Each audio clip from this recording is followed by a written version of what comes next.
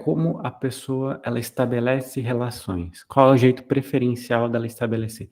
Ah, significa que essa pessoa só vai estabelecer relações desse tipo? Ele fala, não. Mas qual é o jeito preferencial dela de se relacionar? Que é isso que o Freud vai falando que é o mais importante para a análise.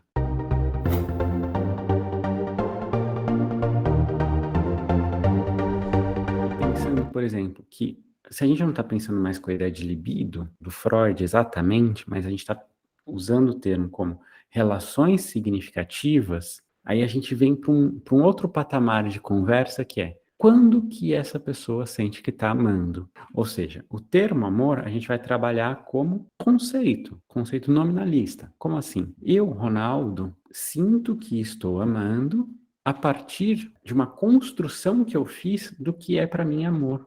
E como que eu faço essa construção? A partir de uma série de observações que desde criança eu vou fazendo das pessoas usando esse termo, as pessoas ao meu redor, na minha família, na TV, sei lá, na poesia, na música, por onde eu passei na escola e também enquanto eu fui sentindo isso e fui trocando com outras pessoas. Então, o Ronaldo vai construindo para ele uma concepção de amor que tem lá uma forma mais ou menos organizada ao longo dessa vida inteira, que se for diferente daquilo, eu não consigo nem nomear como amor.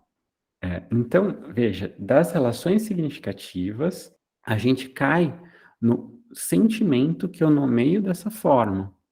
E como é isso?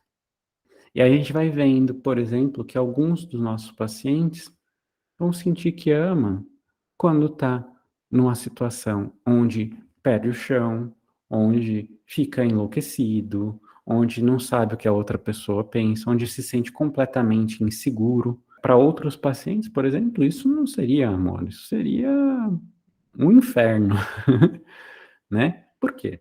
Também dentro de um campo ali de experiências, tudo aquilo que eu falei para aquela pessoa, aquilo não cabe como possibilidade de relação. Ela não sente que conseguiria amar alguém dessa forma, ela não sente que está amando. Estou aqui fazendo um contraste bem polarizado, assim, diametralmente oposto, para a gente poder entender que daí o que vai importar é justamente como essas ligações são feitas e que nomes vão sendo dados pelos nossos pacientes para essas coisas. Então, vai importar menos no caso de definir o que é ou não, mas como cada um vai definir. E a gente vai ligar nosso interesse, nosso foco de atenção vai estar no que para aquele paciente é significativo e no que para aquele paciente interessa, ou seja, onde ele volta a atenção. Então, o que é significativo na história de vida dele, também no presente, mas sobretudo na história. O que foi marcante? E aqui, de novo, por que a gente suspende o termo libido? Porque tem situações extremamente significativas e relações extremamente significativas que não tem nada a ver com amor, que não tem nada a ver com afeto dessa ordem, mas que tem a ver, por exemplo, com lugar institucional, que tem a ver com relações desta ordem, onde uma outra pessoa é muito significativa, importou muito, foi muito importante na história de vida, mas que não aparece nenhum tipo de afeto dessa ordem, mas que constitui de uma forma importante o que aquela pessoa é. Por exemplo, eu vou falar do que é uma relação significativa. Uma relação de professor e aluno é uma relação significativa. O que vai definir se ela é significativa é que tipos de sentidos e significados teve. Ter passado, por exemplo, pela Fundação Casa vai marcar essa pessoa de uma forma que é muito significativa. Mas como? Ou não marcou de forma significativa.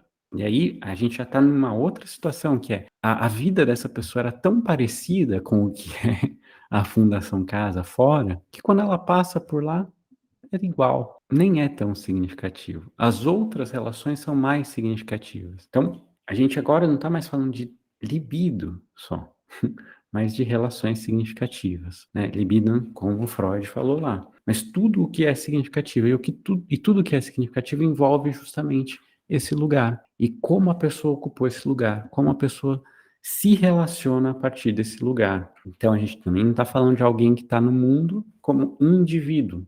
Não tem mais essa ideia. É sempre um sujeito. Então, mas o sujeito da pesquisa, Ronaldo, não é esse sujeito da pesquisa, né? Quando você usa dessa forma, não está usando como conceito de sujeito. Por que que a gente usa a ideia de sujeito? Porque a gente usa a ideia de que é a partir de um lugar que se age, que se pensa, que se constitui a subjetividade, ou seja, que se constrói o modo de sentir, que constrói o modo de ser a partir de um lugar.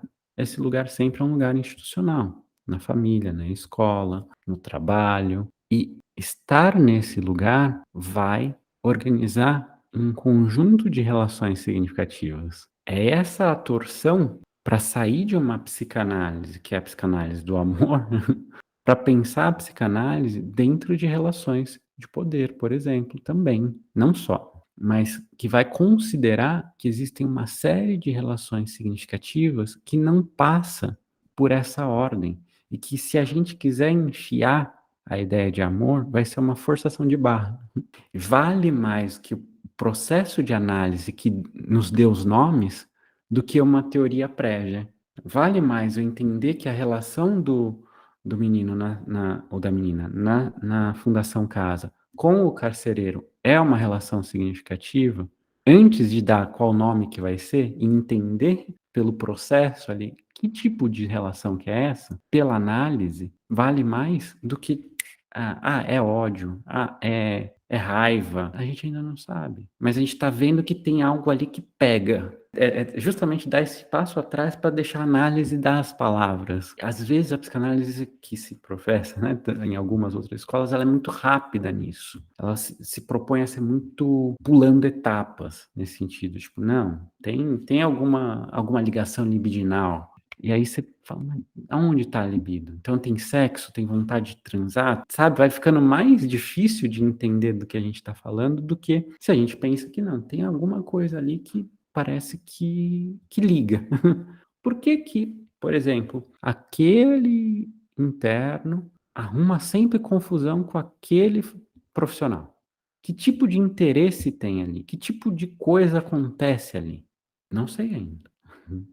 E não preciso saber de cara. É a análise que vai me trazer palavras para poder entender.